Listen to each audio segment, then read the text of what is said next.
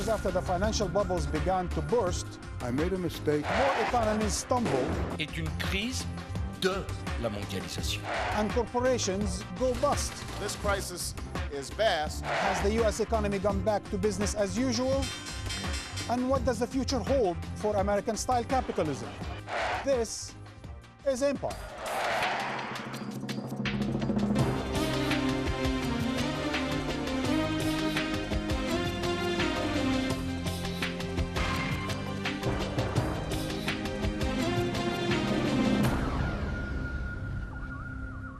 Hello and welcome to Empire. I am Marwan Bishara. For more than a generation, we've been living in a financial fantasy world, gorging ourselves on debt inside a credit-fueled bubble. A relatively small group of people, white men to be more precise, created this global economic system and coerced much of the world to worship before the three gods of modern capitalism: privatization, deregulations, and global economic liberalization. Banks and financial companies got bigger and went global. And year after year, they lobbied governments to relax even more regulations so they could sell new complicated derivatives and credit default swaps, a worldwide bubble of financial products without anything tangible to support it. 2 years after the bubbles they've created have burst, those who bought into the fantasy world are now living its nightmare. But the system that brought it about endures, and many of the users of those financial weapons of mass destruction are back to business as usual. This is the view from the Summit of Power, where global movers and shakers come to discuss nothing less than the future of the world. But the mood at this year's World Economic Forum in Davos was grim. This is a crisis of globalisation. It is our vision of the world which we have to correct. The news was just as bad the previous year. From an economic point of view, certainly it's the gloomiest meeting we ever had. So what went wrong? From the 1980s onward, Western governments systematically torn down the regulations and safeguards which protected the global economies from the greed of financial markets and big business. Each and every one of those political decisions was influenced by financial leaders going to political leaders and saying, don't regulate us, stay out of our hair, leave it to us, trust us. And the governments did. And the results suddenly seemed so obvious. The abrupt upheaval in world financial markets in early August was an accident waiting to happen. I think we are in for a pretty lasting slowdown. How did these masters of the financial universe get away with it? In part because there was a revolving door between these global elites, their multinational corporations, and the corridors of power. Goldman Sachs is the gold standard for how American corporations operate. Take the last 4 CEOs of Goldman Sachs. Henry Paulson became Secretary of the Treasury. Steve Friedman became the principal economic advisor to President Bush. Bob Rubin was Secretary of the Treasury, and he was principal economic advisor to President Clinton. President Bush's chief of staff was from Goldman Sachs. Does that make Goldman Sachs evil? No. Does it give Goldman Sachs an astonishing amount of influence over outcomes? Yes. Goldman Sachs considers itself a quasi-religion. Lloyd Blankfein, the current chairman of Goldman Sachs, said that the firm was doing the work of God. Former Goldman alumni are very loyal to their firm. They always remember how they became rich. But God doesn't take sides or buy political influence. Goldman Sachs does. Goldman Sachs gives lots of money to political campaigns, as does much of Wall Street. It's hard to deny that those connections matter. Crony is a word which means you're friends, but it has kind of a corrupt aura to it. In crony capitalism, you still have so-called private companies, but they have friends in high places. We want to have market capitalism, not crony capitalism. It's hard to maintain moral standard when you're betting against your own clients, or so-called shorting in Wall Street lingo. When the housing market went down, Goldman profited, and its clients on the other side of that trade lost money. There doesn't seem to be anything illegal here, but it comes down to a question of ethics on Wall Street. Most people would say that's a conflict of interest. The American people's interests are not the same as Goldman Sachs' interest. And it wasn't the American people who truly benefited when the federal government stepped in to rescue the banks. Since Goldman Sachs had not been a bank, they did not have access to Fed borrowing capabilities. When the crisis hit, Goldman decided very quickly, we should become a bank. And the gods certainly moved in mysterious ways when the US government bailed out the insurance giant AIG. AIG, they'd written a lot of insurance that Goldman had bought.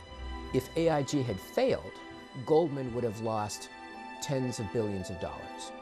By rescuing AIG, the government indirectly rescued Goldman as well. So the rules of the game are when you win, you privatize the profits. When you lose, you socialize the losses. When you see the CEO of Goldman become Treasury Secretary, and then when the crisis hits, Goldman is one of the survivors, you have to ask questions of, hey, is this fair? Is this right? Morality and Wall Street do not mix. It is insane to base the stability of the market on the lack of greed of its participants. All of the reforms of the past 30 or 40 years had the effect of shifting power from governments to markets, and specifically from government leaders to financial leaders. And now that the damage is too great to ignore, politicians do what politicians do best: talk. Now, one place to start is serious financial reform. But that can only happen if we guard against the same recklessness that nearly brought down our entire economy. Joining me in the studio to discuss the economic future of the world is Nobel Prize-winning economist Joseph Stiglitz, professor of economics at Columbia University, formerly chief economist of the World Bank and chairman of the Council of Economic Advisors during the Clinton administration, and now author of Free Fall, Free Markets, and the Sinking of the Global Economy, among numerous others. As well as Ann Pettifor, you're a fellow of the New Economics Foundation and executive director of Advocacy International. You led Jubilee 2000, a worldwide campaign to cancel approximately $100 billion of debt owed by 42 of the poorest countries, and author of The Coming First World Debt Crisis and Green New Deal. Tariq Ali, you are a historian, novelist, filmmaker, political activist, and editor of the New Left Review, author of The Idea of Communism, amongst many, many others. And last but not least, Ruth Lee, you're an economic advisor to the Arbuthnot Banking Group, formerly governor of the London School of Economics, director of the Center for Policy Studies, head of the policy unit at the Institute of Directors, economics editor at ITN, and chief economist at both Mitsubishi Bank and Lehman Brothers. Have I missed anything? I'm actually losing my breath already. Before we discuss the business of politics and the politics of business, let's talk about the state of play today. Some people are saying that they see a light at the end of the tunnel. Is that an array of hope, or is that the headlight of a speeding train coming from the opposite direction? Professor Stiglitz, we'll start with you. Well, at this juncture, I think there is, I wouldn't say light at the end of the tunnel, but the title of my book was Free Fall, to convey the sense that we had at that point no bottom, or at least we didn't know where the bottom was. I think we are over that sense of free fall, but we are nowhere near a recovery. The Congressional Budget Office says that it will be the middle of the decade before unemployment in the United States returns to normal, 4%, 5%. So I think that it is a dream, a fantasy to think that the crisis is over. For me, what's happening is that the debt dominoes are falling, and I don't believe that we're anywhere near the bottom, because while the household debt dominoes in the United States, the subprimes have fallen, while the banks' debts have caused them to fall, while there are some sort of semi-states like Dubai, but now we're into sovereigns falling. Greece, Ireland, Portugal. And so we're now into a new game, and the dominoes are still falling. And I don't see any sign of governments or policymakers putting a floor under those collapses. The financial crisis led massive bailouts and weak economies, which resulted in an increase of national debts. The irony, of course, is that the financial markets, which caused the problem, and the financial markets that went on vacation, the deficit hawks who said normally don't spend money, when the money was pouring into the banks, they were silent.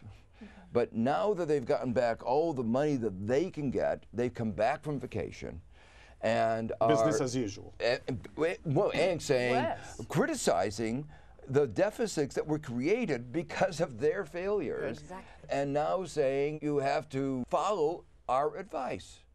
And their behavior was short-sighted that got us into the mess.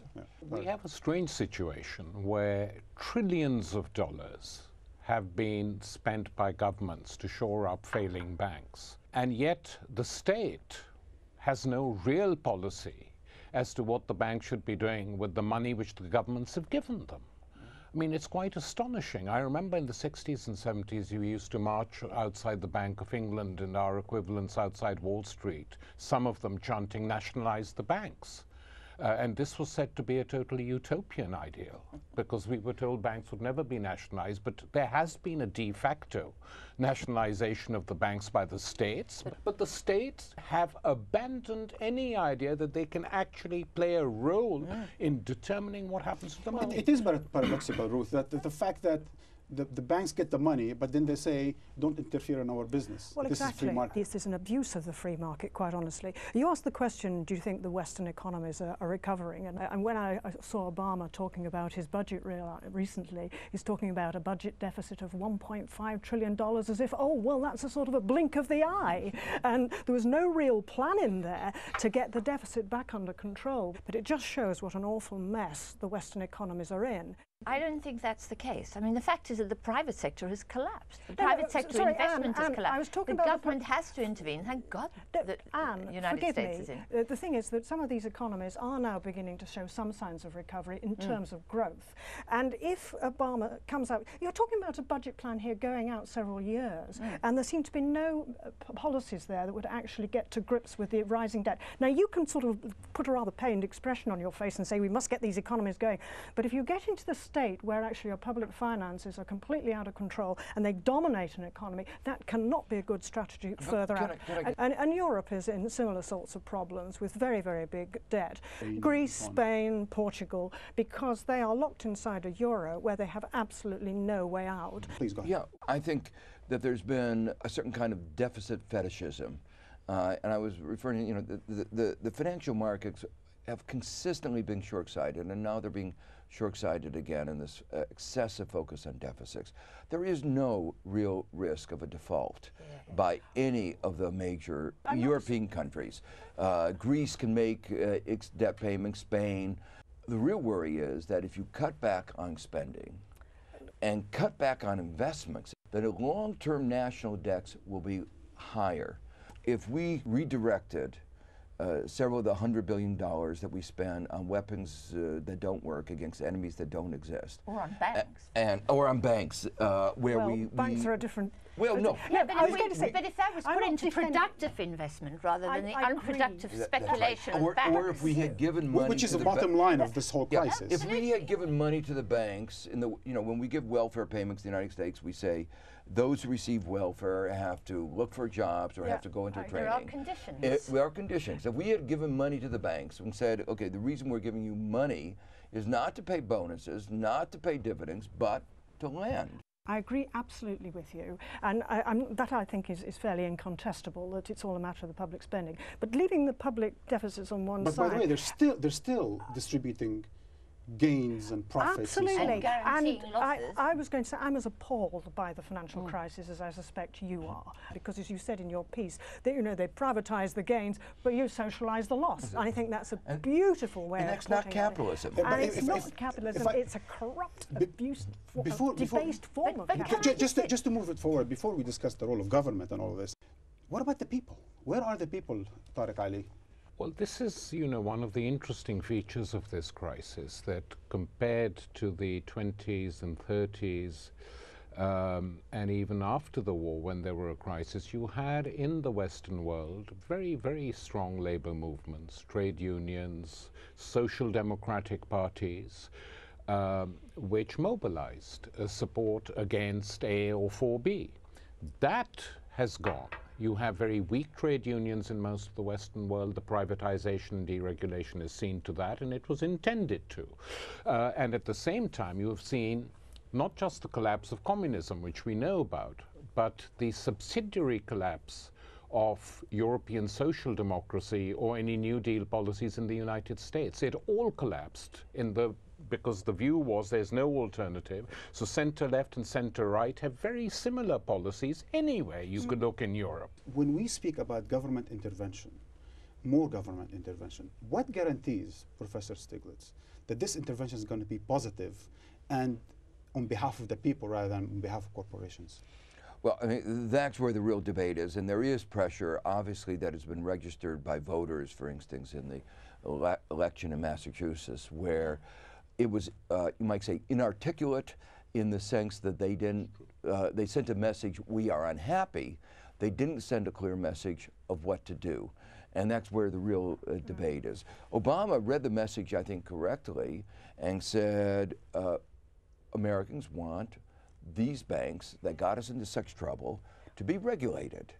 But it is also clear the banks may not have invested their financial capital well, but they've invested their political capital well.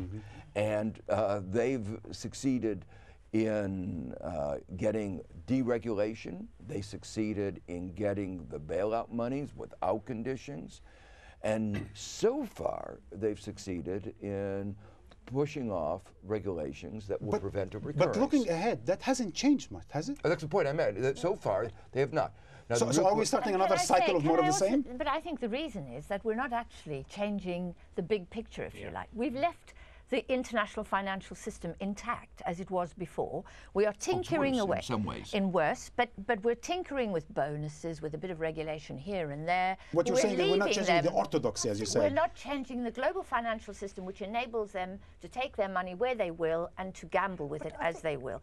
That's the bit that politicians have to get a grip on. And my fear is that because politicians are not doing this, people will quickly become disillusioned. If our politicians won't protect us from unemployment, from losing our jobs in Greece, as well as in Massachusetts, who shall we turn to? Then what? You need a financial market. You need to allocate capital. You need to manage risk. You need a payments mechanism. These are all essential, you might call social functions, economic functions. But our financial markets are really not designed to that. They're designed to encourage gambling, speculation. They're not at the service of so-called productive capitalism. Exactly, and we made a really, I think, a deep mistake of confusing them as an end in themselves. I don't think this is about economic theory. This is about political will. And it's a political will to get on top of regulating these banks, because it's quite obvious that in the run-up to the crisis of 2000, 2008, not merely was the financial system in the States and in the UK not regulated properly, it wasn't governed properly either. The governance was absolutely shocking. You got the feeling that the people on the boards didn't really understand what all these fancy credit derivatives were, especially if they were backed by mortgages, you know, tied back to the US subprime market. Oh, well, what's that got to do with me? You're still making profits. Fine. And in the meantime, the regulatory authorities here and in the States just sat back and let it all happen because it was helping the economy grow. I would give your president 2 cheers for doing what he's done, in that he is trying to get on top of some of the worst. Yeah, but there are only some. It's a big step forward, it's about 1/3 of what we need. That's why I said 2 cheers and not 3. Tariq Ali, in your book, The Idea of Communism, you say that Marxism is at least interesting as a way to analyze the capitalist system. But even Marx, in his wildest dreams, didn't imagine that the financial sector can be run so wildly. No. He did talk, of course, a great deal about zombie capital and dead capital, which wasn't productive. But how could he have predicted the level of technical advances that have been made in derivatives and all this? You know, he was writing in a very different period, but nonetheless, in his discussion on crises, he makes, you know, some very sharp points. He's saying that always capitalism solves its crises to benefit capitalism.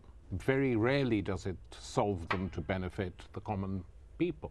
Now we have a situation where people are so obsessed with individualism in a way as a result of these economic policies that it's easy to target an individual banker. Now, you know, the bonuses are ugly and obscene, but it's not particularly that guy's fault. It's the fault of the political system which encourages him to do it. What scares me, Ruth, about all of this is that the financial profits that we're talking about have jumped from 16 to 19% in the 80s to 31% in the 90s to 41% of the corporate profit in today's world. You think those people are going to give them up just like that? Well, this is why I say there has to be true political will. Where is this macro system is heading, Joseph Stiglitz? Capitalism is a broad term. What we were describing before, socializing losses, privatizing gains, is not capitalism. I call it ersatz capitalism.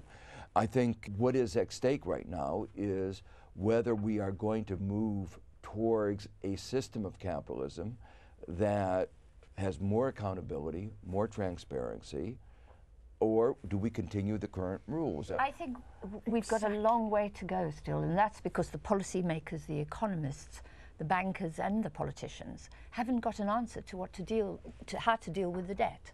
There's too much debt and it has to be deflated. It is being deflated. There is a real problem right now with an overhang of debt. And what we need now for the more than 1 out of 4 homeowners that are underwater with debts greater than the value of their home is a homeowners Chapter 11. We understand that businesses need a fresh start. Families need a fresh start. And so do countries. And so do countries. I agree with you. But that sounds to me still technical, if I may, Professor Stiglitz. Between the first half of the 20th century, when we had political totalitarianism, so-called Soviet Union and so on, and then now we've certainly seem to be moving towards economic or free market totalitarianism. Where is democracy in all of that? It seems to me democracy hasn't been playing a role in existing capitalism today. Well, I think democracy is becoming hollowed out. And I think that this is a terrible tragedy, and its consequences could be tragic for the planet, not just for the West. Politicians get the economists they deserve. The key problem is a total failure of liberal or social democratic politicians to come up with an alternative. On that sobering note, we're going to have to go for a break. Before we do, we're going to make a stop in Dubai and see how does a third world model of neoliberalism look like. Let's watch. Dubai was the city of superlatives. It was a dust-blown village that became the global capital of excess. And a poster child for capitalism and globalisation.